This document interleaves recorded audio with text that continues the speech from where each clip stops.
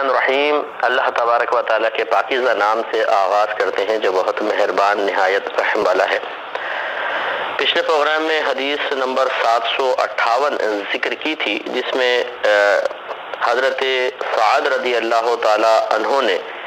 اپنا عذر پیش کیا تھا، یعنی اپنی صفائی پیش کی تھی۔ آپ یوں کہیں کہ اہل کوفہ نے آپ پر الزام لگایا تھا کہ آپ نماز صحیح نہیں پڑھاتے۔ حضرت عمر فاروق رضی اللہ تعالیٰ عنہ نے آپ کو اپنی بارگاہ میں بلایا اور استفسار کیا، تو آپ نے جواباً یہ ارشاد فرمایا تھا کہ میں اہل کوفہ کو اس طرح نماز پڑھاتا ہوں جس طرح رسول اللہ صلی اللہ علیہ وسلم ظہر یا عصر کی نماز پڑھاتے تھے۔ میں اس میں کوئی کمی نہیں کرتا۔ میں پہلی 2 رکعت میں طویل قیام کرتا ہوں اور بعد کی 2 رکعت میں تخفیف کرتا ہوں۔ حضرت عمر فاروق رضی اللہ تعالیٰ عنہ نے فرمایا کہ آپ کے متعلق میرا یہی گمان تھا۔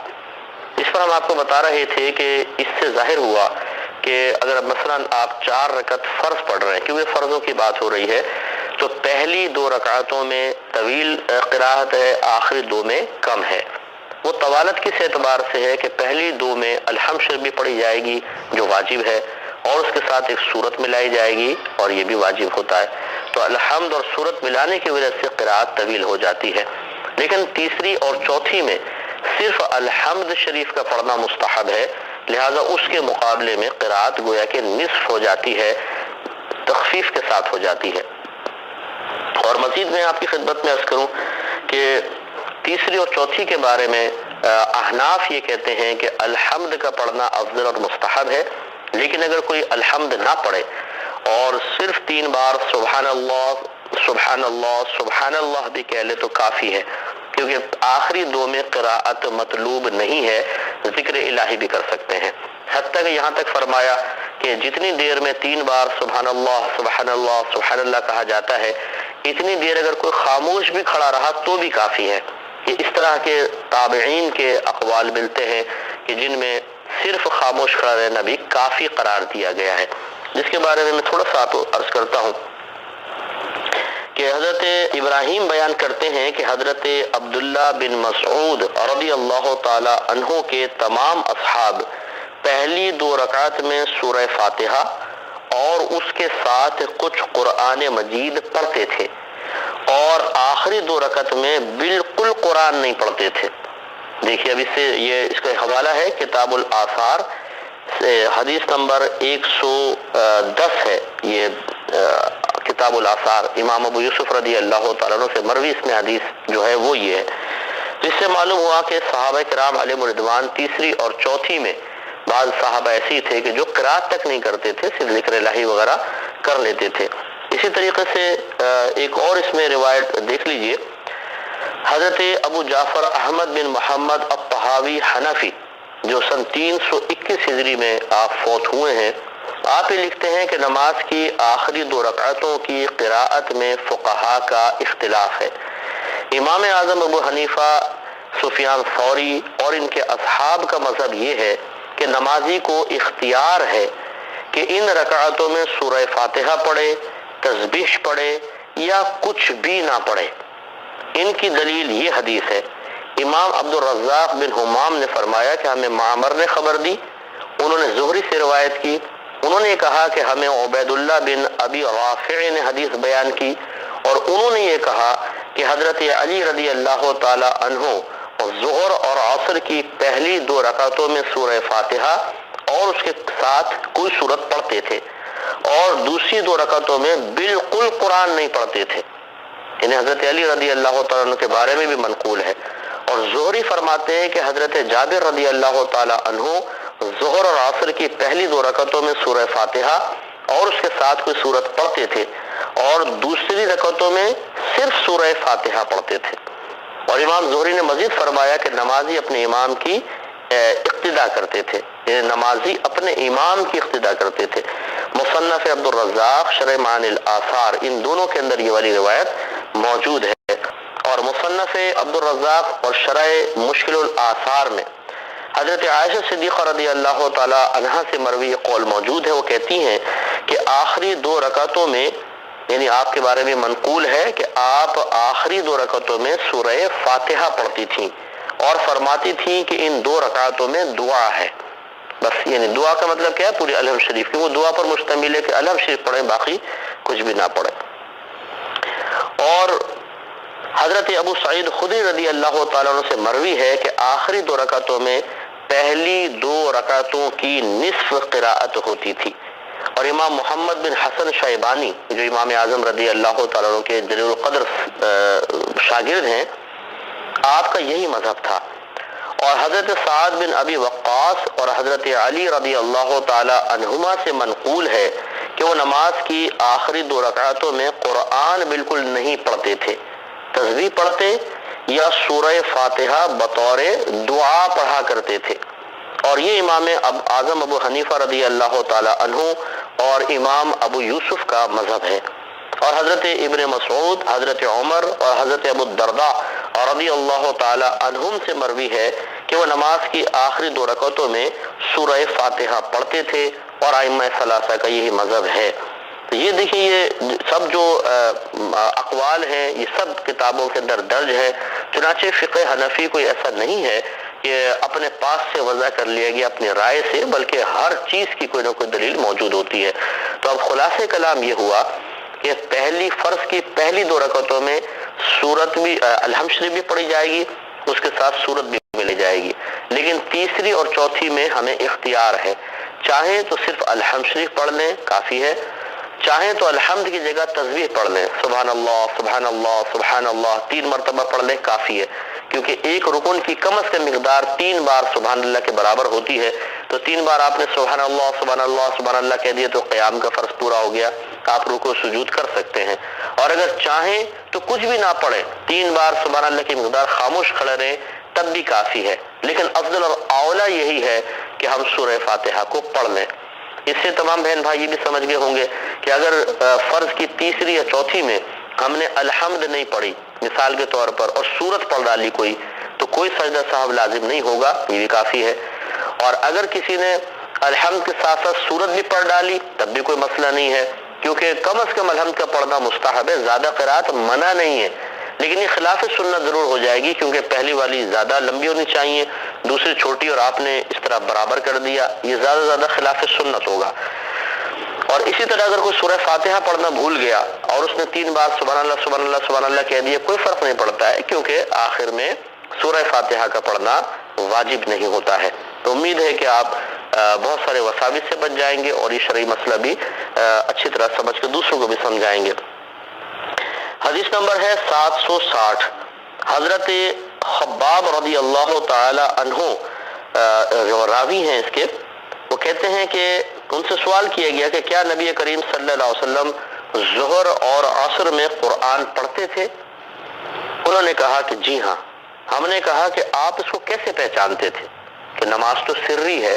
کون سے سرکار کی آواز آپ تک پہنچتی تھی، تو کیسے پہچان لیا آپ نے؟ انہوں نے کہا کہ نبی کریم صلی اللہ علیہ وسلم کی داڑھی ہلنے کی وجہ سے۔ تو یہ میں نے پہلے بھی حدیث آئی تھی، اس پہ تبصرہ کیا تھا کہ اس سے 2 باتیں معلوم ہوئی۔ پہلی بات یہ کہ نبی کریم صلی اللہ علیہ وسلم کی داڑھی خشخشی نہیں تھی، کیونکہ اگر خشخشی داڑھی ہو، بالکل چھوٹی چھوٹی داڑھی ہو، تو وہ جب قرات ہوگی تو داڑھی ہلتی ہوئی نظر نہیں آئے گی۔ اس کا مطلب ہے کہ سرکار کی ریش مبارکہ ذرا بڑی تھی، تبھی آپ قرات کرتے تھے تو داڑھی شریف ہلتی ہوئی نظر آئی صحابہ کو۔ دوسری بات یہ ہے کہ نماز میں نبی کریم صلی اللہ علیہ وسلم کی طرف متوجہ ہو جانا، نماز میں آپ کا خیال جان بوجھ کر بھی لانا، یہ مفسد نماز نہیں ہوتا اور اللہ تعالیٰ کی تعظیم کے منافی نہیں ہے۔ اس میں بارہا میں کلام کر چکا ہوں۔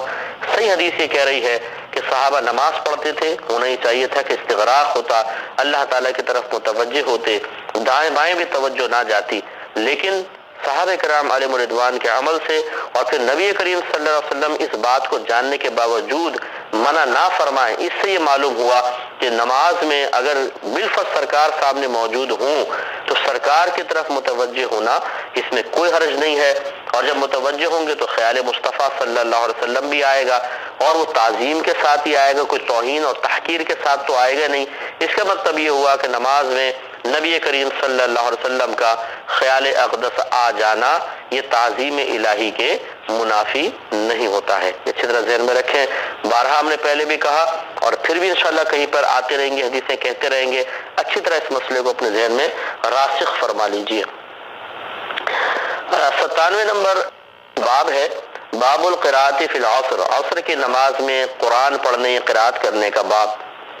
حضرت خباب بن ارط رضی اللہ تعالی عنہ سے پوچھا گیا کہ کیا نبی کریم صلی اللہ علیہ وسلم ظہر اور عصر میں قرآن پڑھتے تھے؟ انہوں نے فرمایا کہ ہاں۔ تو میں نے پوچھا کہ آپ کو، یعنی راوی کہتے ہیں ابو معمر اس کے روایت کرنے والے، اگلی حدیث ہے بیانی تقریباً ایک جیسی، یہ 760 تھی پہلے والی، اب جو میں بیان کر رہا ہوں یہ 761 ہے۔ تو حضرت ابو معمر کہتے ہیں کہ میں نے حضرت خباب بن الارط رضی اللہ تعالی عنہ سے پوچھا کہ کیا نبی کریم صلی اللہ علیہ وسلم ظہر اور عصر میں قرآن پڑھتے تھے؟ انہوں نے کہا کہ ہاں۔ میں نے پوچھا آپ کو کس طرح معلوم ہوتا تھا کہ نبی کریم صلی اللہ علیہ وسلم قرآن پڑھ رہے ہیں؟ انہوں نے جواب دیا کہ آپ کی داڑھی مبارکہ کے ہلنے کی وجہ سے۔ مبارکہ کا لفظ حدیث میں نہیں ہے، آپ کی داڑھی کے ہلنے کی وجہ سے، تو میں نے مبارکہ کا لفظ اس میں ایڈ کر دیا۔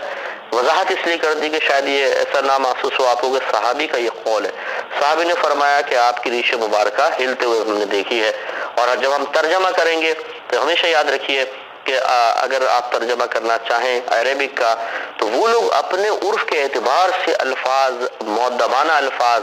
ادب والے الفاظ استعمال کرتے ہیں، اور جب ہم ترجمہ کریں گے تو ہماری لینگویج میں جو مؤدبانہ الفاظ ہیں انہیں ہم ذکر کریں گے۔ تو میرے آقا صلی اللہ علیہ وسلم کی ریش مبارکہ حرکت کرتی تھی اور صحابہ کرام آپ کو ملاحظہ کر لیا کرتے تھے۔ اس سے معلوم ہوا کہ دیکھیں یہ ایسا تو نہیں ہوتا کہ اچانک کوئی یوں نگاہ اٹھے، تھوڑا سا آدمی دیکھتا ہے تب کچھ احساس ہوتا ہے کہ کوئی مستقل قرات کر رہا ہے کہ نہیں کر رہا۔ اس کا مطلب یہ ہوا کہ نبی کریم صلی اللہ علیہ وسلم کی طرف نماز میں متوجہ ہونا یہ کوئی گناہ نہیں ہے، کوئی خطا نہیں ہے، کوئی غلطی نہیں ہے۔ اگر ایسا ہوتا تو وہ نزول وحی کا زمانہ تھا، نبی کریم صلی اللہ علیہ وسلم پر فوراً وحی نازل ہوتی، سرکار منع فرما دیتے۔ اور یہ یاد رکھیں حدیث گزر چکی ہے، میرے آقا صلی اللہ علیہ وسلم نے ارشاد فرمایا کہ تم رکوع اور سجود صحیح طور پر کیا کرو،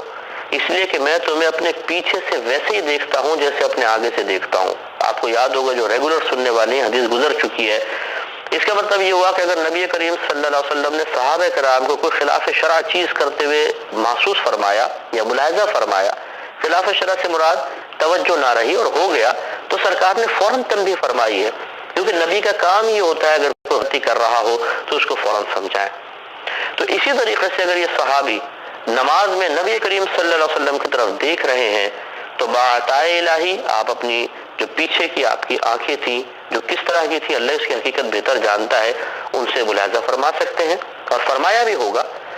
دوسرا یہ کہ اگر نہیں بھی بالفرض ملاحظہ فرمایا ہو تو اللہ تبارک و تعالیٰ فوراً اپنے نبی کو بہت ساری چیزیں الہام فرما دیا کرتا ہے، وحی نازل ہو جاتی ہے۔ چنانچہ نبی کریم صلی اللہ علیہ وسلم کا ان امور پر مطلع ہونے کے باوجود ان سے منع نہ فرمانا ثابت کرتا ہے کہ نماز میں نبی کریم صلی اللہ علیہ وسلم کی طرف متوجہ ہونا، نماز میں نبی کریم صلی اللہ علیہ وسلم کا تعظیم کے ساتھ خیال لانا، اس میں کوئی غلط چیز نہیں ہے۔ یہ سرکار صلی اللہ علیہ وسلم، بلکہ میں یوں کہوں کہ اللہ تبارک و تعالیٰ کی طرف سے اجازت شدہ ہے تو بے جا نہیں ہوگا۔ حدیث نمبر ہے 762۔ حضرت قتادہ رضی اللہ تعالی عنہ اپنے والد سے روایت کرتے ہیں، وہ بیان کرتے ہیں کہ نبی کریم صلی اللہ علیہ وسلم ظہر اور عصر کی پہلی 2 رکعتوں میں سورہ فاتحہ اور کوئی اور سورت پڑھتے تھے اور کبھی کبھی ہمیں سناتے تھے، یعنی تھوڑی سی آواز کو، اس طرح کی پوری قرات جہر کے ساتھ نہ ہو، پوری آیت جہر کے ساتھ نہ ہو کیونکہ اس سے صدر صاحب لازم ہوتا ہے، لیکن رحمت کونین صلی اللہ علیہ وسلم اتنی آواز سے بعض اوقات پڑھتے تھے کہ صحابہ اس کو سن لیا کرتے تھے۔ اور یہ بھی ہو سکتا ہے کہ سرکار اپنے کانوں تک آواز کو پہنچا رہے ہو لیکن قریب والے صحابہ جو تھے وہ انہوں نے آواز کو سن لیا۔ تو اس لیے معلوم یہ ہوا کہ اگر امام سری قراءت کر رہا ہے اور اس کا سر کا ہی ارادہ ہے، آہستہ پڑھنے کا ارادہ ہے، لیکن پھر بھی آواز ایک آدھ آدمی دائیں بائیں کے سن لیتے ہیں تو اس قراءت کو جہری قراءت قرار نہیں دیا جائے گا، وہ سری ہی رہے گی۔ اس سے یہ معلوم ہوا کہ دیکھیں بعض اوقات اسپیکر پہ نماز پڑھائی جاتی ہے اور یوں ہوتا ہے کہ پہلی 2 میں تو قراءت ہے بلند آواز سے ہوگی، تیسری اور چوتھی میں سری قراءت ہوتی ہے، آہستہ امام پڑھتا ہے، لیکن اس میں یہ ہوتا ہے کہ چونکہ مائک لگا ہوتا ہے امام کتنے آہستہ پڑھے بعض اوقات وہ اسپیکر پر پیچھے آواز آ جاتی ہے۔ تو اس پر بھی بعض لوگ ڈاؤٹ فل ہو جاتے ہیں کہ جی اس امام پر سجدہ صاحب لازم ہوا یا نہیں ہوا۔ کیونکہ ان کی آواز 3-4 کیا پوری مسجد کے افراد سن رہے ہیں، کیونکہ جہر کی تعریف ہی یہ ہے کہ امام کے علاوہ 3-4 دائیں بائیں اور 3-4 ادھر دائیں بائیں والے افراد سن لیں، یہ جہر بن جاتا ہے۔ اور سری، جہاں سر مطلوب ہوتا ہے وہاں جہر کریں گے تو سجدہ صاحب لازم ہو جائے گا، جان بوجھ کر کریں گے تو نمازی واجب العیادہ ہو جائے گی، گناہ لیدہ ہوگا۔ تو اب سوال یہ پیدا ہوتا ہے کہ امام صاحب تیسری چوتھی رکعت میں ہیں، مائک یہاں لگا ہوا ہے، آہستہ قرات کر رہے ہیں، لیکن مائک بعض ایسے سینسیٹیو ہوتے ہیں کہ وہ ہلکی سی آواز بھی کیچ کر کے اسپیکر کے تھرو دوسروں تک پہنچا دیتے ہیں۔ لہٰذا اب جو امام کے آواز پہنچ رہی ہے اس کا کیا حکم شرع ہوگا؟ جواب یہی ہے، اگر اس حدیث سے استدلال کر لیا جائے کہ سری نماز میں آہستہ پڑھنے کا ارادہ ہو، لیکن قریب رہنے والا یا کسی وجہ سے کوئی شخص اس کو ہلکے سے سن لیتا ہے اور امام کے ارادہ سر کا ہی ہے، تو اس کو جہر شمار نہیں کیا جائے گا اور سجدہ صاحب وغیرہ لازم نہیں ہوگا، نہ امام گناہ گار ہوگا۔ اگلی روایت، اگلی اس میں باب پہ آتے ہیں کہ باب القراءۃ فی المغرب، مغرب میں کی نماز میں قرآن پڑھنے کا باب۔ حدیث نمبر ہے 763۔ حضرت عبداللہ بن عباس رضی اللہ تعالی عنہ بیان کرتے ہیں کہ حضرت ام الفضل رضی اللہ تعالی عنہ نے ان سے سنا جبکہ وہ والمرسلات عرفا پڑھ رہے تھے، انہوں نے کہا کہ اے میرے بیٹے، اللہ کی قسم تم نے اپنی اس سورت کی قراءت سے مجھے رسول اللہ صلی اللہ علیہ وسلم سے سنی ہوئی اس آخری سورت کی قراءت کی یاد دلا دی۔ آپ اس سورت کو مغرب کی نماز میں پڑھتے تھے۔ تو یہ حضرت ام الفضل رضی اللہ تعالیٰ عنہ نے حضرت عبداللہ بن عباس رضی اللہ تعالیٰ عنہ سے قراءت سنی، تو یہ ہوتا ہے کہ زمانہ ماضی یاد آ گیا، زمانہ رسول صلی اللہ علیہ وسلم کیوں سرکار پردہ فرما گئے ہیں تو وہ واقع یاد آ گیا۔ تو یہ یادیں ہوتی ہیں اچھے لوگوں کی جو باقی رہ جاتی ہیں، تو آپ کو بھی یاد آئی اور آپ نے فرمایا کہ خدا کی قسم تم نے اپنی سورت کی قراءت سے مجھے رسول اللہ صلی اللہ علیہ وسلم سے سنی ہوئی اس آخری سورت کی قراءت کی یاد دلا دی۔ آپ اس سورت کو مغرب کی نماز میں پڑھتے تھے۔ تو یہ بڑی بات ہے کہ ہمارے اکابرین جو ہیں وہ یاد رکھتے تھے کہ نبی کریم صلی اللہ علیہ وسلم نے کیا کیا، کون سی سورت کہاں پڑھی۔ یہ صحابہ کرام کا فیض ہے کہ انہوں نے رحمت کونین صلی اللہ علیہ وسلم کے اعمال و افعال کو جمع کیا اور اس امت تک پہنچایا، اور اتنی کثرت کے ساتھ کہ سرکار صلی اللہ علیہ وسلم کی حیات طیبہ کا کوئی گوشہ ہم سے مخفی نہ رہا۔ ہاں، جو مخفی رکھنا شریعت کو ہی مطلوب اور محبوب تھا وہ اس کو چھوڑ دیجئے، باقی ہر زندگی کے شعبے کے واقعات اور آپ کے معمولات، آپ کی عادات، آپ کے اعتبار ذکر کر دیے گئے ہیں۔ یہی چیز ہمارے آقا صلی اللہ علیہ وسلم کو اور صحابہ کرام کو،